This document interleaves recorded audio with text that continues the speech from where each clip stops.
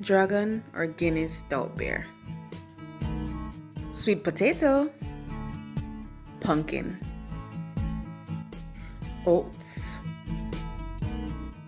moringa, sugar, milk powder, condensed milk,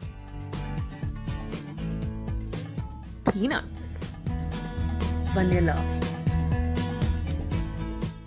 and water, and blend.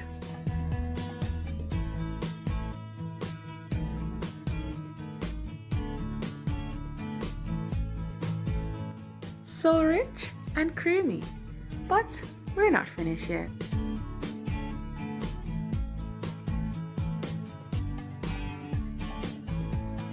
We didn't want to overload the blender, so we add the Supligen right now. Give that a mix and you're ready. And there you go. I stand 100% behind this recipe. It tastes so good.